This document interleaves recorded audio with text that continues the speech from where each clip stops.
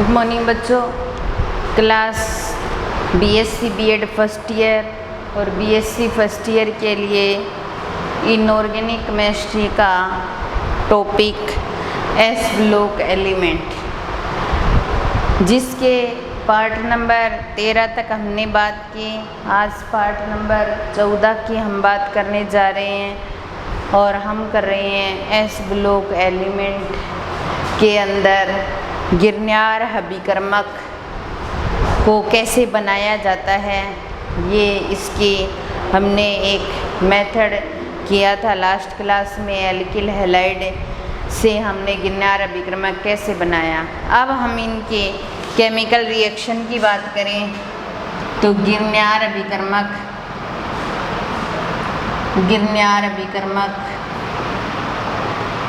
जिसको RMGX से show किया जाता है और इसके रासायनिक गुण या रासायनिक अभिक्रियाओं की बात करते हैं हम। रासायनिक अभिक्रियाओं की बात कर रहे हैं। रासायनिक अभिक्रियाओं के अंदर फर्स्ट जो हमारी रिएक्शन आती है वो आती है CO2 के साथ अभिक्रिया। CO2 के साथ अभिक्रिया, CO2 को C डबल बॉन्ड O और C डबल बॉन्ड O से इस तरीके से शो किया जाता है। और यहाँ पर हमारे पास क्या है, RMGX, ये नेगेटिव, ये पॉजिटिव और ये नेगेटिव। गिरनार अभिकर्मक का जो एल्किल ग्रुप होता है वो न्यूक्लियोफाइल की तरह बिहेव करता है। कार्बन और ऑक्सीजन में से ऑक्सीजन की इलेक्ट्रोनेगेटिविटी ज़्यादा, तो ये इस प्रकार से इस कार्बन पर पॉजिटिव चार्ज, इस पर R पर नेगेटिव, तो ये R इस कार्बन के साथ जुड़ेगा और डबल बॉन्ड O ऐसे कैसे आ जाएगा, OMGX दिया जाएगा। इस पर क्या है नेगेटिव, इस पर पॉजिटिव और इस पर क्या है नेगेटिव, ये कंडीशन है। फिर इसको हम क्या करेंगे, जल अपघटित करवाएंगे तो ये यहाँ से बाहर निकल जाएगा और R C double bond O और H और Mg के साथ X और OH, और ये बन जाएगा कार्बोक्सिलिक एसिड। अगर हम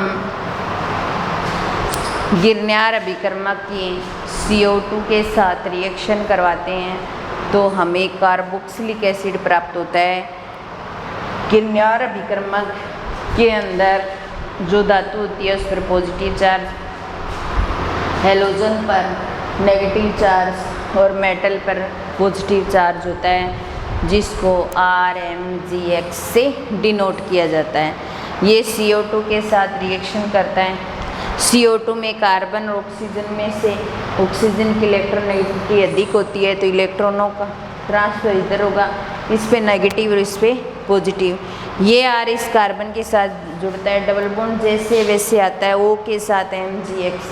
जल अपघटित करवाते हैं तो MGX बाहर निकल जाते हैं और उसके साथ H जुड़ जाता है और हमें प्राप्त होता है कार्बोक्सिलिक एसिड। क्या प्राप्त होता है, कार्बोक्सिलिक एसिड। इसके अलावा दूसरी रिएक्शन आती है कार्बोनिल यौगिकों के साथ अभिक्रिया।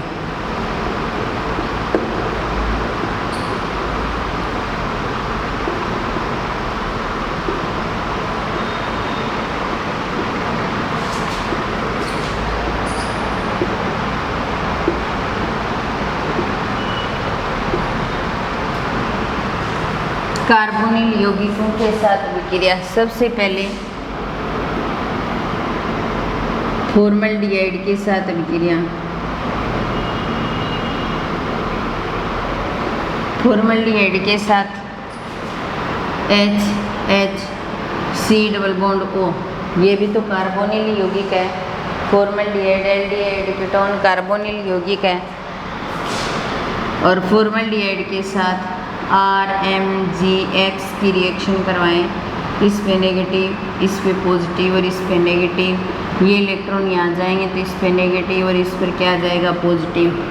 ये R इस कार्बन के साथ जुड़ेगा तो ये बन जाएगा R और CH2O MgX। इस पे नेगेटिव, इस पे पॉजिटिव और इस पे नेगेटिव। जल अपघटित करवाएंगे तो बन जाएगा RCH2OH और MgX और OH। X और OH बाहर निकल जाएगा और 1 डिग्री एल्कोहल। तो फॉर्मल्डिहाइड की अगर गिरनार अभिक्रमक के साथ रिएक्शन करवाते हैं तो हमें 1 डिग्री एल्कोहल प्राप्त होता है। दूसरी रिएक्शन एल्डिहाइड के साथ या एसिटाल्डिहाइड के साथ, एल्डिहाइड के साथ तो RH C double bond O और RMgX नेगेटिव, पॉजिटिव और नेगेटिव। ये इलेक्ट्रॉन यहाँ ट्रांसफर होते हैं नेगेटिव और इस पे क्या जाएगा पॉजिटिव। अब ये R इसके साथ जुड़ जाएगा तो R और H और O MgX नेगेटिव, पॉजिटिव और नेगेटिव। जल अपघटित करवाएंगे तो R CHOH और 2 डिग्री एल्कोहल, 2 डिग्री एल्कोहल प्राप्त हो गया Mg के साथ X और OH। तो कार्बोनिल यौगिकों में फॉर्मल्डिहाइड के साथ रिएक्शन करवाई RMgX की तो हमें प्राइमरी एल्कोहल प्राप्त हुआ और उसके बाद में सेकेंडरी एल्कोहल और उसके बाद में कीटोन। कीटोन के साथ रिएक्शन करवाएंगे तो R C double bond O और RMgX। ये नेगेटिव, ये पॉजिटिव और ये नेगेटिव।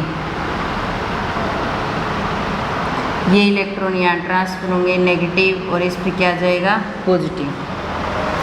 अब ये R इस कार्बन के साथ जुड़ेगा तो ये R और ये R और OMgX नेगेटिव, पॉजिटिव और नेगेटिव।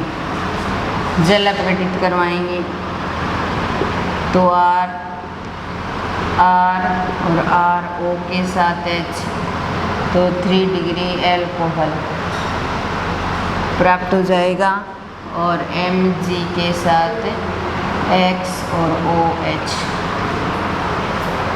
तो इस तरीके से CO2 की गिरनार अभिक्रमक के साथ रिएक्शन करवाई तो हमें कार्बोक्सिलिक एसिड प्राप्त हो गया और कार्बोनिल यौगिकों की गिरनार अभिक्रमक के साथ रिएक्शन करवाई तो हमें एल्कोहल्स प्राप्त होते हैं।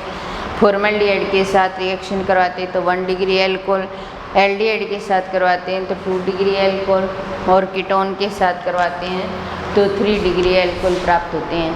तो कार्बोनिल यौगिकों के साथ जब रिएक्शन करवाई जाती है तो एल्कोहल की फॉर्मेशन होती है।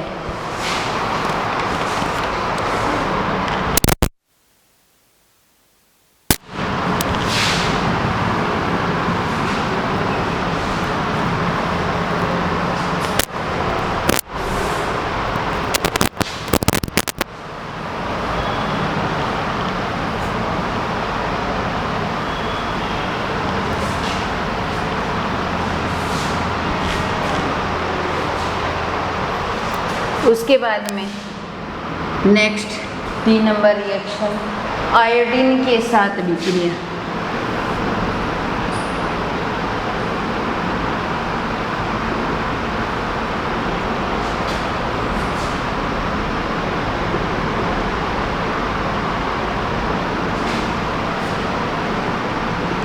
RMgX और RMgX की आयोडीन के साथ विक्रिया करवाते हैं तो RI और प्लस MgX और I, ये बन जाएगा।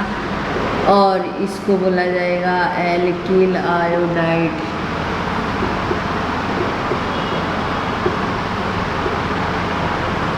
क्या बोला जाएगा? Alkyl iodide. तो आयोडीन के साथ विक्रिया करवाने पर हमें एल्किल आयोडाइड प्राप्त होता है या एल्किल हैलाइड प्राप्त होता है हमें।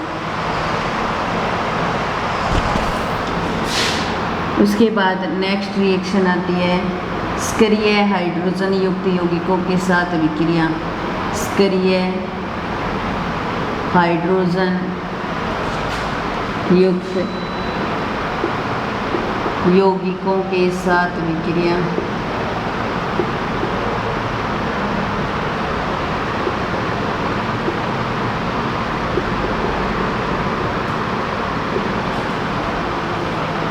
स्करीय हाइड्रोजन युक्त यौगिकों के साथ विक्रिया। स्करीय हाइड्रोजन युक्त यौगिकों के साथ है विक्रिया। अब देखिए स्करीय हाइड्रोजन युक्त यौगिक के साथ अगर हम विक्रिया करवाते हैं तो जैसे हमारे पास RMgX स्करीय हाइड्रोजन युक्त यौगिक जैसे ROH है, तो इसके अंदर स्करीय हाइड्रोजन है। ये हाइड्रोजन इस H के साथ जुड़ जाएगा। क्यों? इस पे नेगेटिव, इस पे पॉजिटिव और इस पे नेगेटिव होता है। इस पे नेगेटिव और इस पे क्या होता है? पॉजिटिव होता है। तो ये इस H यहाँ जुड़ जाएगा और MgX और OR, और ये क्या बन जाएगा? एल्केन। तो स्करीय हाइड्रोजन युक्त यौगिक के साथ रिएक्शन करवाएंगे तो हमें एल्केन प्राप्त होगी। जैसे RMgX और H2O इसके साथ रिएक्शन करवाएंगे तो RH और Mg के साथ X और OH, और क्या प्राप्त हो जाएगा? एल्केन। ठीक है। फिर उसके बाद में RMgX और NH3 के साथ रिएक्शन करवाएंगे तो रिएक्शन कराने पर आंशिक नेगेटिव, आंशिक पॉजिटिव, आंशिक नेगेटिव और आंशिक पॉजिटिव और आंशिक नेगेटिव, आंशिक नेगेटिव। तो RH और प्लस में MgX और NH2, और क्या प्राप्त हो जाएगा? एल्केन। क्या प्राप्त हो जाएगा? एल्केन। तो स्करीय हाइड्रोजन युक्त यौगिकों के साथ विक्रिया करवाने पर एल्केन प्राप्त हो जाएगा। क्या प्राप्त हो जाएगा? एल्केन प्राप्त हो जाएगा।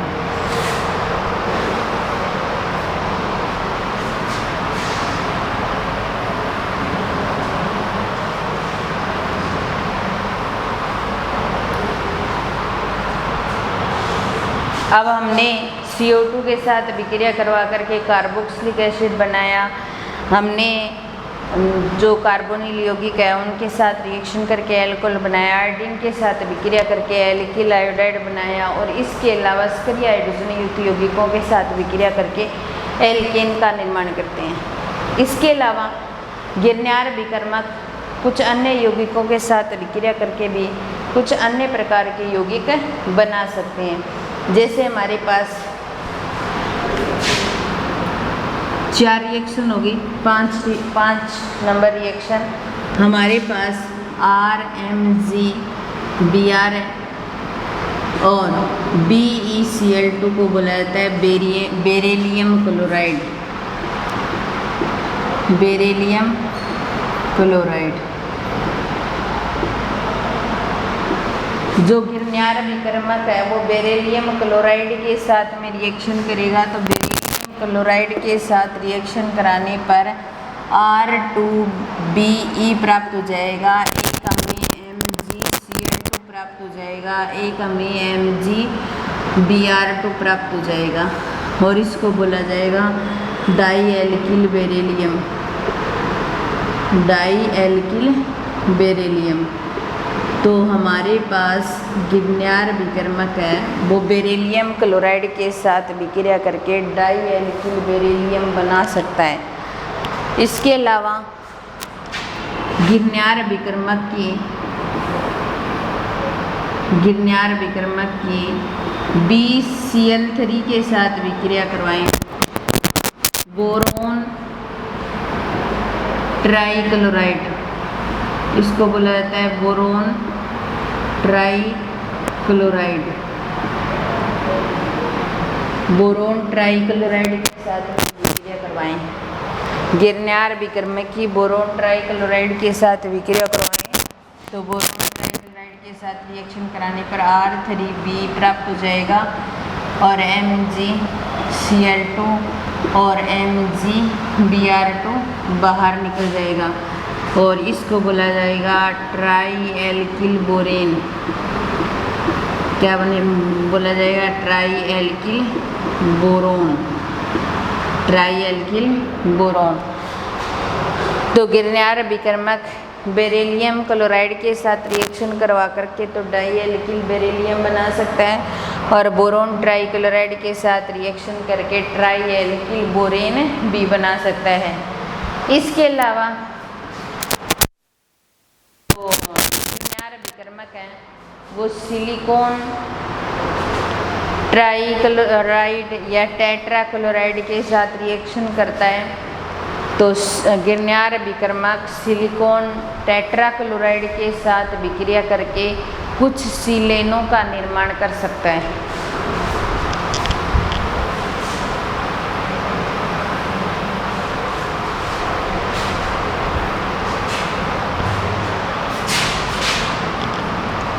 Silicon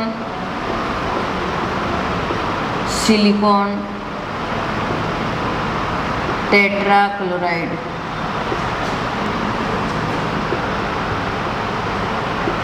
silicon tetrachloride. तो गिरनार विक्रमक सिलिकॉन टेट्राक्लोराइड के साथ रिएक्शन करके सिलेन बना सकता है। तो हमारे पास RMgX और यहाँ पर हमारे पास SiCl4 है। इसके साथ रिएक्शन कराएंगे तो RSiCl3 बन जाएगा और MgX और एक Cl बाहर निकल जाएगा। फिर ये जो बना है इसको वापस लेंगे, RSiCl3 SiCl4 के साथ रिएक्शन करेगा तो बनाएगा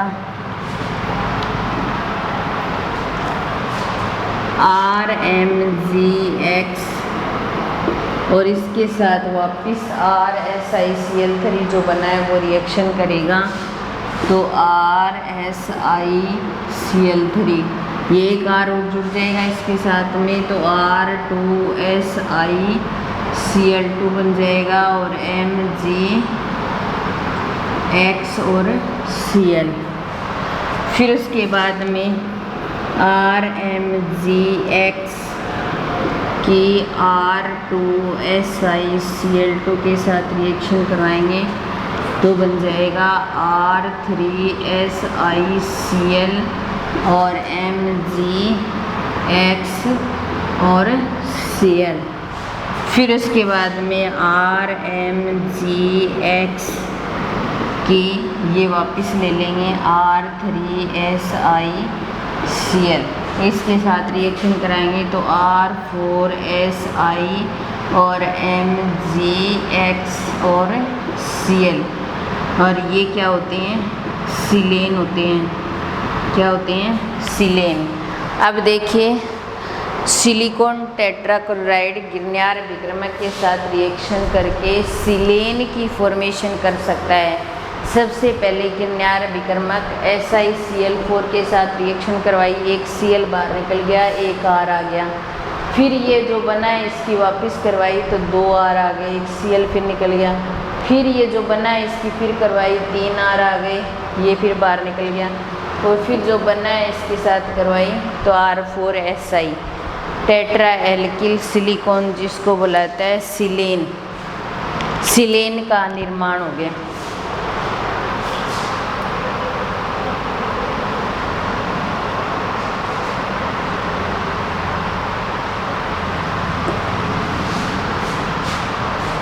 गिरनार अभिकर्मक के साथ रिएक्शन करवाई। इसके अलावा गिरनार अभिकर्मक एथिलीन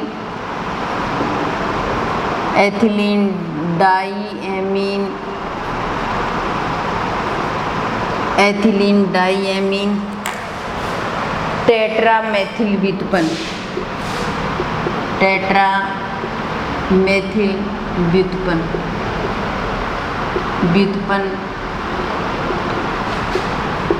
के साथ अभिक्रिया अगर अभिक्रिया करवाते हैं तो कुछ यौगिक उत्पाद प्राप्त होते हैं, कुछ योगात्मक उत्पाद हमें प्राप्त होते हैं। देखिए हमारे पास RMGX और RMGX के साथ रिएक्शन करवाएंगे हम Me2N CH2CH2N और Me2, ठीक है। इसके साथ करवाएंगे तो कुछ योगा उत्पाद प्राप्त होंगे, कुछ योगा उत्पाद, बहुत बड़े उत्पाद प्राप्त होते हैं, तो जिनको हम शो नहीं करते। इसके अलावा इनकी संरचना की बात करें हम, ये तो रासायनिक अभिक्रिया थी जो कंप्लीट हो गई। अगर संरचना की बात करें गिरनार अभिकर्मक की संरचना की, तो एक्स किरण विश्लेषण से ज्ञात किया गया, एक्स किरण विश्लेषण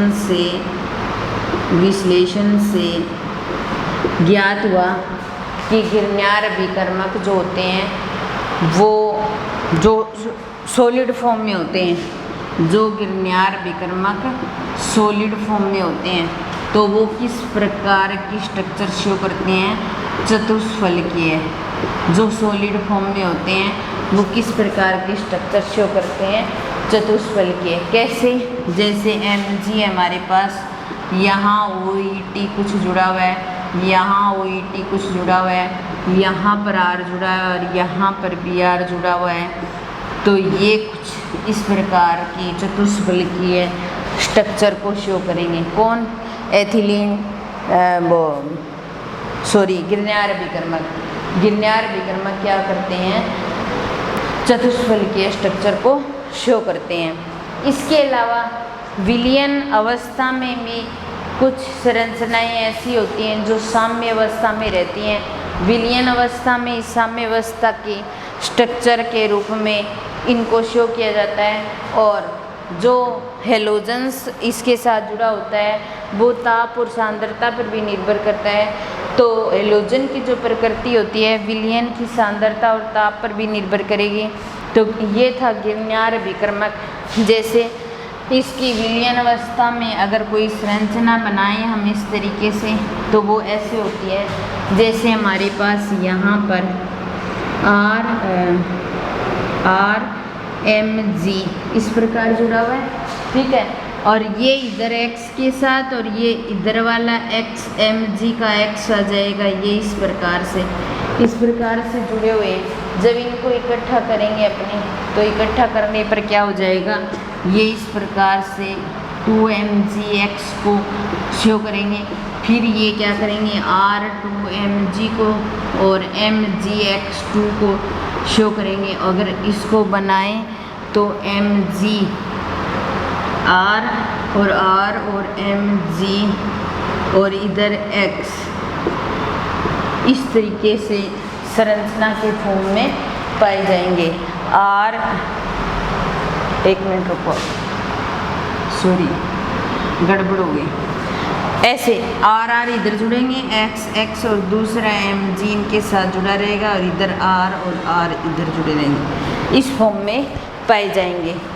तो ये हमारी विलयन अवस्था में इसकी संरचना की बात की हमने, कि इनकी जो विलयन अवस्था में गिरनार अभिकर्मक होती हैं उनकी संरचना इस प्रकार होती है। इसके अलावा गिरनार अभिकर्मक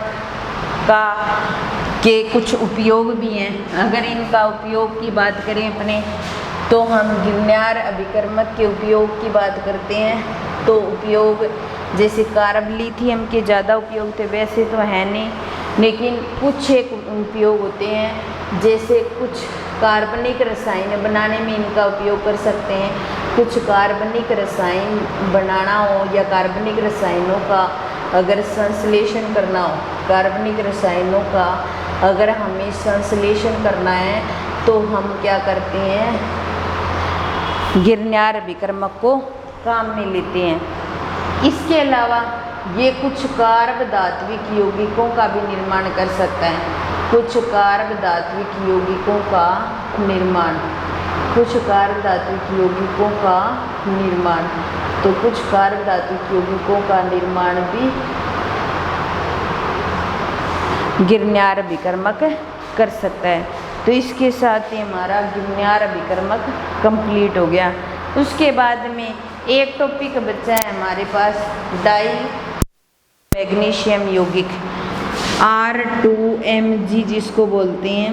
हमने RMGX तो कर लिया, जिसको बोला जाता है गिरनार विक्रमक, इसको डाई कार्बनिक मैग्नीशियम यौगिक बोलते हैं। तो इसकी चर्चा हम नेक्स्ट क्लास में करेंगे। आज की क्लास यहीं समाप्त करते हैं। धन्यवाद।